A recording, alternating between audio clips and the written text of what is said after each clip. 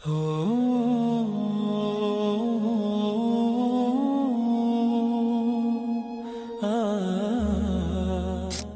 جو باصلاحیت لوگ ہوتے ہیں، ایک ہے عام آدمی جس کے اندر کوئی خاص صلاحیت ہے ہی نہیں،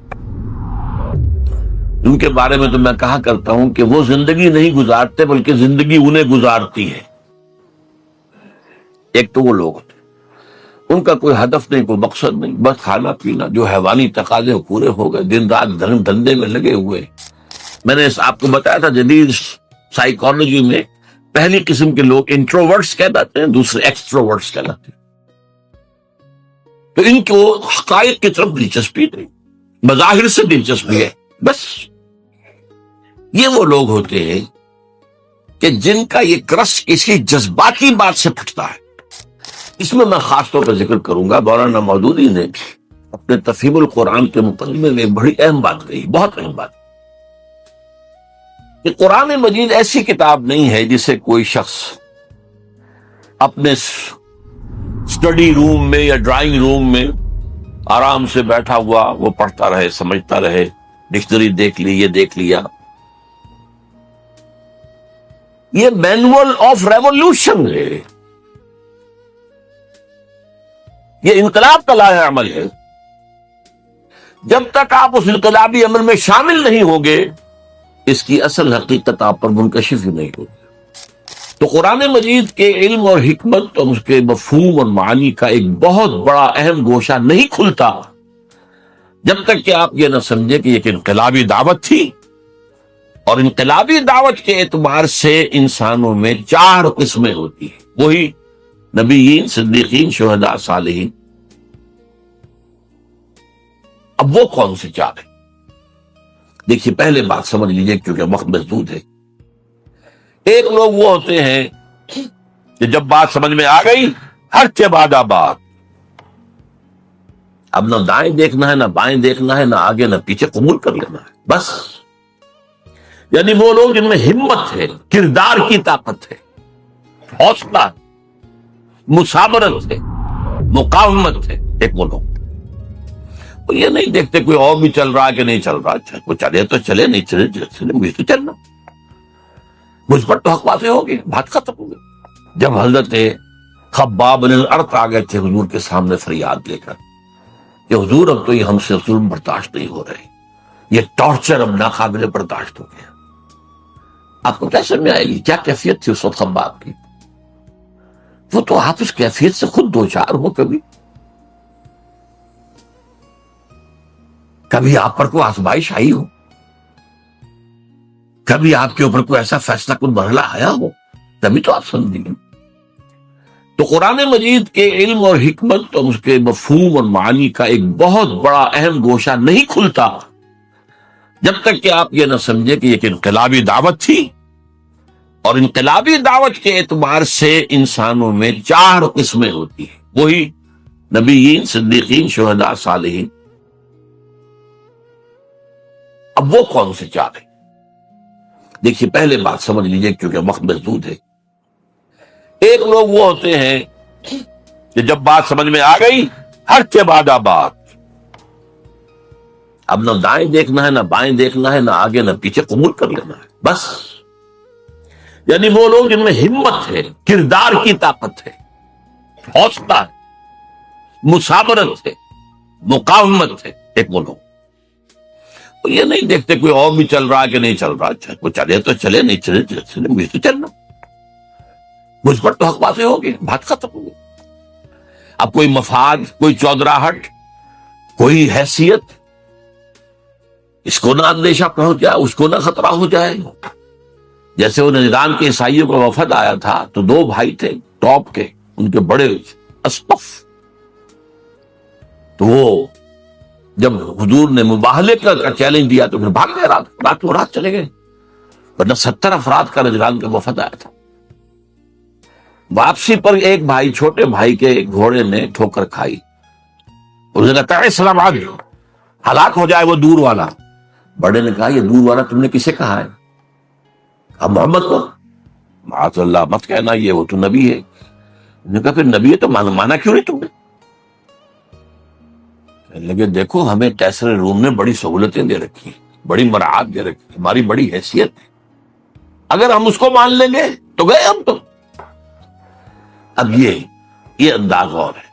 ایک میں جو بتا رہا ہوں وہ کیا ہے کہ بات دل میں اتر گئی، حق نے، دل نے گواہی دے دی کہ حق ہے، اب کوئی دائیں بائیں دیکھنا نہیں، کوئی اور ہے کہ نہیں ہے، کچھ چل رہا ہے نہیں چل رہا ہے، کیا امکانات ہیں، کیا کوئی حساب کتاب کر کے کیا امکانات ہیں، کامیابی کے کتنے فیصد امکان، کچھ نہیں، حق ہے، اور حق کا یہ حق ہے کہ اسے قبول کیا جائے۔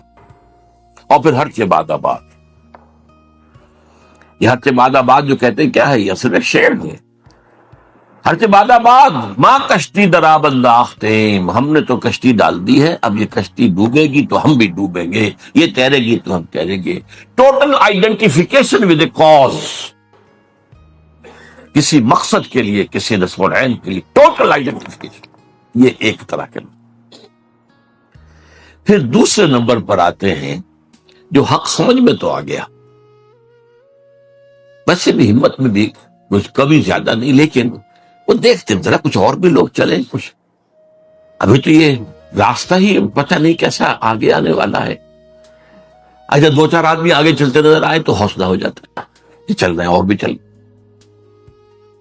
جیسے آپ کہتے ہیں انچارٹرڈ سیز، ایسے بھی سمندر ہوتے ہیں جن کے بارے میں پتہ نہیں ہوتا اتنے چٹانیں ہیں کیا ہے، وہ تو جو بنے ہوئے ہوتے ہیں ان کے نقشے، اسی کے مطابق جہاز چلتے ہیں، ادھر ادھر تو نہیں جائیں گے، کیا پتا زیر زمین جو ہے چٹانیں، تو بھاگے کیا ہے، کیا ہوگا، کیسے ہوگا، کچھ پتہ نہیں ہے۔ تو یہ لوگ ذرا جھجکتے ہیں، کھڑے رہتے ہیں، سوچتے ہیں۔ لیکن جب یہ السابقون الاولون جب پیش قدمی کر کے آگے بڑھ جاتے ہیں، اب ان کی بھی ہمت جو ہے آتی، بھائی ٹھیک ہے انہوں نے چھلانگ لگا دی، ہم بھی لگا دی، لیکن ہوتے ہیں خلوص کے ساتھ، ان میں تھوڑی سی تاخیر تو ہو جاتی ہے، تھوڑا سا دائیں بائیں کی سوچ تو ہے، کچھ اور بھی ہوں، میرے دائیں بھی کوئی چلنے والا ہو، بائیں بھی چلنے والا ہو، جیسے جنگ میں آپ کو معلوم ہے ہمیشہ دیکھا جاتا ہے میرے دائیں بائیں کون ہے، یہ دائیں بائیں بھی مضبوط ہے کہ نہیں ہے، کمزور آدمی نہ کھڑا ہو۔ اس حوالے سے یہ ہیں وہ لوگ کہ جو پیروی کرتے ہیں ان اگلوں کی، ایک ہے حق کی پیروی، آگے کوئی نہیں نظر آ رہا لیکن حق ہے، قبول کیا بس۔ تو ان کو کہا والسابقون الاولون من المہاجرین والانصار، پہلے پہل سبقت کرنے والے مہاجرین اور انصار میں سے۔ اب اس میں دیکھیے زمانی اعتبار سے تو 10 سال کا فرق ہے، انصار میں پہلا مسلمان بھی جو ہے وہ مکے کے پہلے مسلمان کے 10 سال بعد ایمان لائے، دعوت نہیں پہنچی تھی، وہ تو جو عام الحسن ہے 10واں سال حضور کا جب بعثت کے بعد، اس کے بعد جو ہے وہ 7 آدمی خزرج کے ایمان لائے ہیں، پھر وہاں پر، لیکن پھر وہاں پر یہ دعوت جو ہے جنگل کی آگ کی طرح پھیل گئی۔ نتیجہ یہ ہے کہ یثرب کہلاتا تھا، اب وہ مدینۃ النبی بن گیا، مدینہ بن گیا۔ لیکن وہ لوگ ہوتے ہیں والسابقون الاولون، انصار میں سے بھی ہے، وہ لوگ تھے جن کے سامنے جیسے ہی دعوت آئی فوراً قبول کر لیا، وہ سابقون الاولون میں سے، چاہے ابو بکر سے 10 سال جونیئر ہو گئے، لیکن یہ کہ بہرحال ان کے سامنے جب بھی دعوت آئی ہے اس کے اعتبار سے ان کا وہ جو رد عمل تھا وہ کیا تھا، فوراً حاضر۔ والسابقون الاولون من المہاجرین والانصار، یہ سابقون الاولون مہاجرین میں بھی ہیں، انصار میں بھی ہیں۔ والذین اتبعوہم بإحسان، اور وہ لوگ جنہوں نے ان کی پیروی کی لیکن خوبصورتی کے ساتھ کی، انہوں نے پورے دل کے ساتھ پھر ان کی وہ کر تو رہے، پیروی کر رہے۔ آگے چلنے والوں کے جو ہے ان کے تو رتبے جو ہے پھر بہت بڑے آگے ہیں، بہت ان کے رتبے ہیں سوا، لیکن یہ کہ بہرحال یہ بھی خلوص کے ساتھ چلنے والے، صحیح چلنے والے، پوری شخصیت کو لے کر چلنے والے۔ فرمایا رضی اللہ عنہم، یہ 2 کیٹیگریز تو وہ ہیں جن کو اب یہ سند اللہ دے رہا، اللہ ان سے راضی ہو گیا، ورضوا عنہ، اور وہ اللہ سے راضی ہو۔ اللہ سے راضی ہو جانا اس دنیا میں بھی، راضی برضائے رب، جو بھی آ رہا ہے اس پر راضی رہنا، اور ایک آخرت میں اللہ راضی کر دے گا، رضی اللہ عنہم وارضاہم اجمعین، اللہ تعالیٰ ان سے راضی ہو جائے، انہیں راضی کر دے قیامت کے دن۔ رضی اللہ عنہ ورضوا عنہ، وعد لهم جنات تجری من تحت الانہار خالدین فیہا ابدا، اور ان کے لیے اس نے ایسے باغات تیار کیے ہیں جن کے نیچے نہریں بہتی ہوں گی، جن میں وہ ہمیشہ ہمیشہ رہیں گے۔ ذالک الفوز العظیم، یہ بہت بڑی کامیابی۔ اب اگر اس وقت آپ کے دل سے دعا نہ نکلے تو یہ بڑی بدنصیبی ہوگی۔ اللہم ربنا اجعلنا منہم، اے اللہ ہمیں بھی اس مقدس گروہ میں شامل ہونے کی توفیق، کہ جیسے ہی حق واضح ہو جائے فوراً قبول کریں، پھر کوئی پس و پیش نہ ہو، پھر جسے آپ کہتے ہیں ڈریگنگ آف دی فیٹ، یہ نہ ہو۔ اب تیسری بات آئی ہے، وَمِمَّنْ حَوْلَكُمْ مِنَ الْأَعْرَابِ مُنَافِقُونَ، ارے مسلمانوں تمہارے ارد گرد جو لوگ ہیں اعراب، ان میں منافق ہیں، من اہل المدینہ، اور مدینے والوں میں بھی ہے۔ نفاق کا مرض جو ہے اعراب میں زیادہ تھا، اس لیے کہ ان کو حضور کی تربیت اور تزکیے سے اتنا فائدہ اور تعلیم سے تو نہیں پہنچتا تھا، وہ تو کبھی آ گئے دیکھ لیا حضور کو۔ مدینے والے تو مسلسل حضور کی تعلیم، تربیت، تزکیہ اس سے مستفید ہوتے، لہذا الاعراب اشد نفاقا، یہ قرآن اسی سورت میں ہے۔ نفاق کا مرض شدید ترین جو تھا وہ اعراب میں تھا۔ یہاں بھی فرمایا وَمِمَّنْ حَوْلَكُمْ مِنَ الْأَعْرَابِ مُنَافِقُونَ وَمِنْ أَهْلِ الْمَدِينَةِ، اہل مدینہ میں بھی موجود ہے۔ مَرَدُوا عَلَى النِّفَاقِ، یہ نفاق پر اڑ گئے ہیں۔ یہاں ذرا سی بات سمجھ لیجئے، پہلے تو وہ بنیادی فرق شخصیت کا کیا ہے۔ عام لوگ یہ سمجھتے ہیں کہ شاید منافق ہوئی ہوتا ہے یا دھوکہ دینے کے لیے مان لایا، نہیں، وہ منافق نہیں ہوتا۔ اصل میں ایک ہے ضعف ایمان، اس پر بات ہم بعد میں کریں گے، چوتھی کیٹیگری بعد میں آ رہی ہے۔ ضعف ایمان کا بھی نتیجہ نکلتا ہے بد عملی یا بے عملی یا کم عملی، اچھے کام بھی کیے برے بھی کیے۔ ایک یہ ہوتا ہے کہ ایک شخص نے حق کو قبول کیا اور کھلے دل سے کیا، فیس ویلیو پر قبول کیا کہ ہاں یہ صحیح ہے، لیکن اب اگر مرحلہ آ گیا کو قربانی کا مطالبہ تو چھٹک گئے۔ جان عزیز ہے، مال عزیز ہے، ان میں وہ ہمت نہیں ہے، وہ قطعیت نہیں ہے، وہ ہر سے بادہ باد والی بات نہیں ہے، بلکہ دیکھ بھال کے دائیں دیکھو بائیں دیکھو بھائی، اپنے نفع نقصان کو بھی پہنچانو، خطرات سے بھی بچو، جان بچاؤ، چلو چلو چلو، لیکن بچ بچ کے چلو، بچ بچ کے چلو۔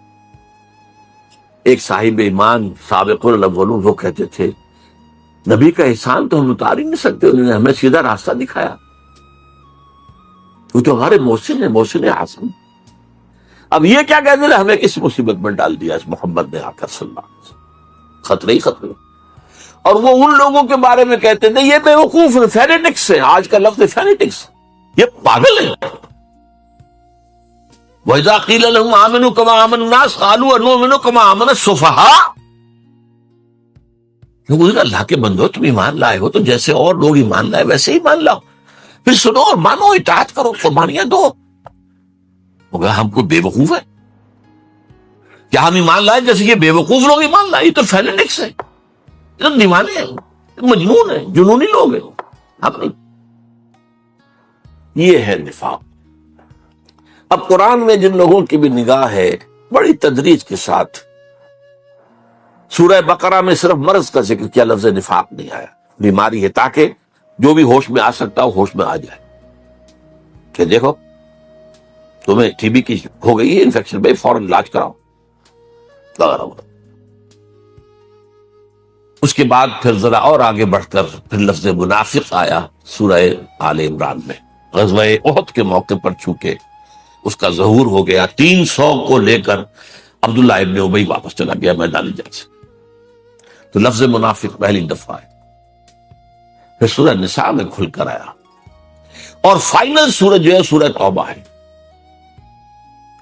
پھر یہ کہ لفظ عام کیا گیا، لیکن ایک پردہ پڑا رہنے دیا گیا، کسی کو شخصاً منافق نہیں کہا گیا، یہ بیماریاں ہیں، یہ کمزوریاں ہیں، ان کی یہ علامات ہیں، ان کا یہ طرز عمل ہے، تاکہ جو بھی ہوش میں آ سکتا ہوش میں آ جائے۔ منافق کہہ کر ابھی انہیں ان پر لیبل نہیں لگایا گیا۔ یہ مرض پھر اپنی پوری انتہا کو پہنچا ہے، یہ جو آخری دور ہے، غزوہ تبوک کا موقع ہے، سخت ترین آزمائش تھی۔ اس کے بعد سے اس لیے لفظ یہاں آیا ہے مردوا علی النفاق، یہ نفاق پر اڑ گئے ہیں۔ انہیں بار بار تنبیہ کی گئی ہے، بار بار تنبیہ کی گئی ہے، ہوش میں آ جاؤ، ایمان لاؤ، صحیح طریقے پر ایمان لاؤ، اور اپنے اس نفاق کا پردہ چاک کر دو۔ ان المنافقین فی الدرک الاسفل من النار، منافقین تو آگ کے سب سے نچلے طبقے کے اندر ہوں گے، جہنم کے اندر۔ ہر طرح کی جس کو کہا جا سکے تعلیم اور ترغیب اس کے حوالے سے، لیکن جب لا علاج ہو گئے اور تھرڈ سٹیج کو پہنچ گئے، اب اس وقت 4 کام کیے حضور نے جو پہلے کبھی نہیں کیے تھے۔ غزوہ تبوک سے واپسی پر سب سے پہلے آپ نے وہ مسجد زرار کے نام سے جو انہوں نے اڈا بنایا تھا اپنا، اسے جا کر آگ لگا دی۔ اس سے پہلے حضور نے ایک مصلحت کو سامنے رکھا کہ یہ منافقین اوس اور خزرج میں سے ہیں، کوئی قبائلی عصبیت بھڑک اٹھتی ہے اگر ان کے خلاف، اگر ہم نے کوئی اقدام کیے۔ ابھی وہ قبائلی عصبیت لوگوں کے دلوں سے بالکل نکلی نہیں ہے۔ جو سردار تھا منافقین کا ابی، عبداللہ ابن ابی، وہ خزرج کا سردار تھا، اور اسے بادشاہ بنانے کا فیصلہ ہو گیا تھا۔ تاج تیار ہو چکا تھا سونے کا، آج کوشی باقی تھی کہ حضور تشریف لیا، بے تاج بادشاہ آ گیا، تو اس کا سارے خواب درہم برہم ہو گیا۔ تو بدترین منافق وہی تھا، اسے بھی کبھی منافق نہیں کہا، اس کے بھی جنازے کی نماز پڑھا دی، بلکہ اس کے لیے اپنا کرتا بھی دے دیا، اس لیے کہ اس کا بیٹا جو تھا عبداللہ ابن ابی تو بہت نیک صالح نوجوان تھا۔ وہ آیا ہے کہ میرے والد کا انتقال ہو گیا، حضور اپنا کرتا عنایت فرما دیں، میں اس میں اس کو کفن دے دوں۔ آپ نے کرتا دے دیا۔ حضرت عمر نے کہا ابھی کیا کر رہے ہیں اس منافقین کے سردار کو؟ فرمایا عمر میرا کرتا اس کو اللہ کے عذاب سے نہیں بچا سکتا۔ ہم پتہ نہیں کیا کیا چیزیں تبرک بنا کر اپنے پاس رکھتے ہیں، یہ تبرک میرے ساتھ میرے کفن میں رکھ دیتے۔ حضور کے کرتے سے زیادہ تبرک والی شے کوئی ہو سکتی تھی؟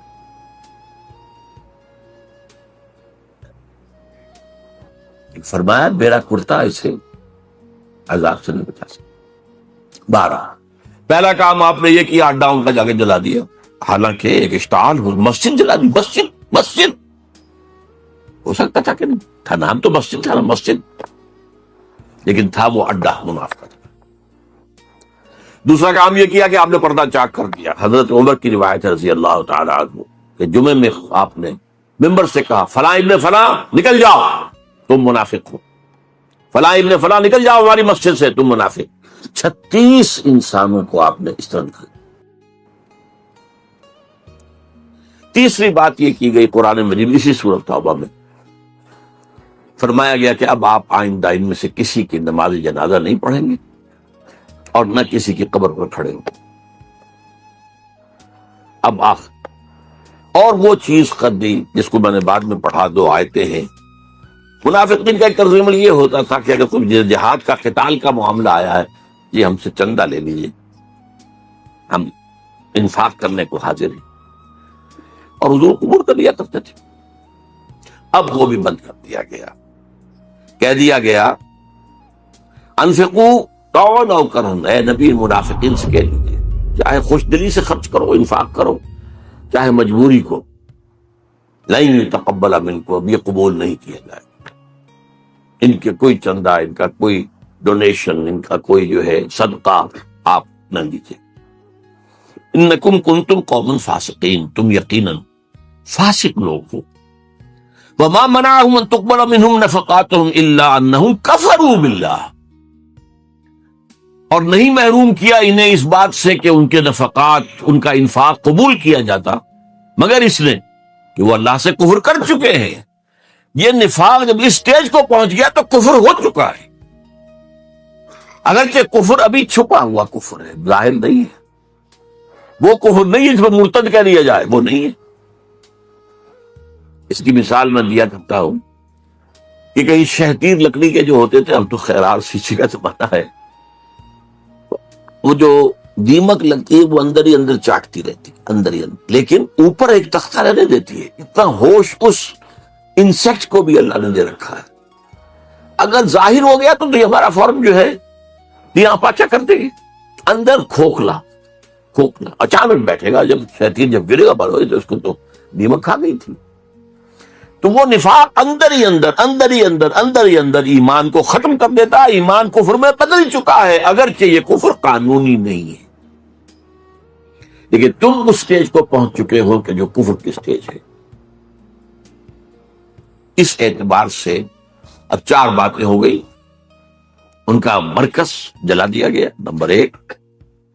उनका पर्दा चाक किया गया, बहुत सौ का, सबका नहीं, बहुत सौ का, जो उनमें अहम तर होगी। हुजूर को रोक दिया गया, आइंदा आप इनमें से किसी की जनाजे की नमाज नहीं पढ़ाएंगे और न ही इनकी कब्र पर खड़े हो, और इनका कोई सदका कोई इंफाक कबूल नहीं। ये हो गया तीसरी जो कैटेगरी थी। वमिम्मन हौलकुम मिनल अराब मुनाफिकून वमिन अहलिल मदीनति मरदू अला निफाक नहनु नअलमुहुम सनुअज़्ज़िबुहुम मर्रतैन। हम इन्हें दोबारा 2 मरतबा अज़ाब देंगे, सुम्मा युरद्दून इला अज़ाबिन अज़ीम, और फिर वो बड़े अज़ाब में डाल दिए जाएंगे। आखिरत का अज़ाब बड़ा है, उससे पहले बरज़ख का अज़ाब भी, उससे पहले दुनिया में भी अज़ाब थे। जो पर्दा चाक हुआ, जो रुसवाई हुई, ये सारी की सारी चीजें उनके लिए अज़ाब के दर्जे में थी कि नहीं थी। अब चौथी बात आ रही है, वो आखरूना, ये असल में 2 इंतहाई चीजें तो आ चुकी हैं। 2 ऊपर, अस्साबिकून अल-अव्वलून मिनल मुहाजिरीन वल अंसार, सबसे नीचे मुनाफिकीन, दरमियान में एक तबका है। वो आखरूना अतरफू बिज़ुनूबिहिम, और कुछ लोग वो हैं जो अपने गुनाहों का एतराफ करते, अपनी कोताही का। जब हुजूर वापस आए हैं और आपने जवाब तलबी की है, क्योंकि इसलिए कि ग़ज़वा तबूक में नफीर आम थी, हर साहिब ईमान के लिए जाना लाजिम, इससे पहले कभी नहीं थी। चॉइस पर होता था, जाना चाहें जाए, नहीं जाना जाए, दर्जे हैं जाने वालों के।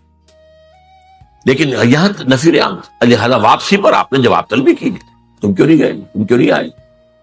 अब मुनाफिक कसम खाता था, झूठ बोलता था, उन्होंने कहा तो ठीक है, कुरान मजीद ने भी कहा दफा कीजिए इन्हें, तारिज़ानुम, एराज करो। आपको पता था कि झूठ बोल रहा है, आपसे कहीं छुपी होने वाली बात थी। वो तो आप साहिब ईमान के बारे में भी, इत्तक़ू फ़िरासतल मोमिन फ़इन्नहु यंज़ुरु बिनूरिल्लाह, बंदा मोमिन की फिरासत से डरो, वो अल्लाह के नूर से देखता है। तो नबी किस नूर से देखते थे। लेकिन ठीक है, जाइए, अहले ईमान अब आए, हुजूर कोई उज़्र नहीं है। मेरे पास भी काब इब्न मालिक की बड़ी लंबी हदीस है बुखारी शरीफ के, कि हुजूर मेरे पास भी ज़बान है, मैं भी झूठ बोल सकता था, बहाने बना सकता था, लेकिन मैं तस्लीम करता हूं कि जितना सेहतमंद मैं उस वक्त था कभी नहीं था, कोई बीमारी नहीं थी, और जितना गनी मैं उस वक्त था उससे पहले कभी नहीं था। ये भी नहीं था कि मेरे पास ज़्यादा राह नहीं था, बस मुझे मेरे नफ्स ने चकमा दिया कि तुम्हारी सांडनी जो है बड़ी ताकतवर है, मजबूत है, ये रसूलुल्लाह तो चलेंगे 30,000 का लश्कर लेकर, तो बड़ी स्लो रफ्तार होगी ना। तुम 2-4 दिन और ठंडी छाओ, घर की राहतें जो है उनसे मुस्तफीद हो लो, फिर तेजी के साथ दौड़ते हुए जाके मिल जाना। हर रोज यही चकमा और नस दे रहा है, मैं चकमे में आता चला गया। एक रोज अचानक महसूस हुआ कि अब तो मैं चाहे कितना ही तेज चलूं आपको नहीं मिल सकता, बैठ गया। उन्हें फिर सजा दी गई, बाइकआउट किया गया, हुक्म दे गया कि कोई साहिब ईमान उनसे बात करे। ये 3 सहाबा थे।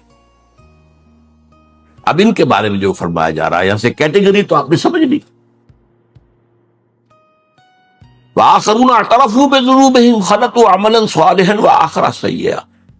उन्होंने गड़बड़ कर लिए हैं अपने अंदर, अच्छे काम भी बुरे काम भी। जाहिर बात है कि अगर ईमान ज्यादा मजबूत नहीं है तो क्या होगा, गुनाहों का सुदूर। लेकिन माफी मांगेगा आदमी, इस्तिग़फ़ार कर लेगा, तौबा कर लेगा, अल्लाह माफ़ फरमाने वाला है। लेकिन रहेगा तो ऐसे ही ना, डामाडोल, कभी इधर कभी उधर। तो खलतु अमलन सालिहन व आखरा सय्या, इन्होंने खलत मलत कर दिए हैं, नेक अमाल भी और बुरे अमाल भी। عسى اللہ ان یتوب علیہم، امید ہے کہ اللہ ان پر عنایت فرمائے گا، ان کی توبہ قبول کر لے گا، ان کے استغفار کو شرف قبولیت عطا کر دے گا۔ ان اللہ غفور رحیم، یقین اللہ غفور الرحیم ہے۔ خذ من اموالہم صدقۃ، اے نبی ان کے اموال میں سے صدقہ قبول کر لیجئے۔ منافقین کا کوئی صدقہ قبول نہیں ہے، لیکن ان میں سے خذ من اموالہم صدقۃ تطہرہم بہ وتزکیہم، تطہرہم وتزکیہم بہا، یہ صدقہ جو یہ اللہ کی راہ میں دیں گے، انفاق کریں گے اور آپ اس کو قبول کر لیں گے تو ان سے تطہیر ہوگی، ان کا اندر پاک ہوگا، گناہوں کے جو اثرات ان کے باطن میں ہیں، ان کی شخصیت کے اندر، وہ اس میں سے دھل جائیں گے۔ اور تزکیہم، زکات یہ ان کے لیے تزکیے کا ذریعہ بن جائے گا، اندر کی پاکی کا۔ وصلی علیہم، اور ان کے لیے آپ دعا بھی کیجیے۔ وہاں منافقین محروم ہو گئے۔ استغفر لہم او لا تستغفر لہم ان تستغفر لہم 70 مرۃ فلن یغفر اللہ لہم، اسی سورۃ توبہ کی آیت۔ اس منافقت کے موضوع پر یہ چوٹی کی صورت ہے، ٹاپ کی کلائمیکس۔ اے نبی آپ چاہیں ان کے لیے استغفار کریں چاہے نہ کریں، آپ 70 مرتبہ بھی استغفار کریں گے تب بھی اللہ معاف نہیں کرے گا۔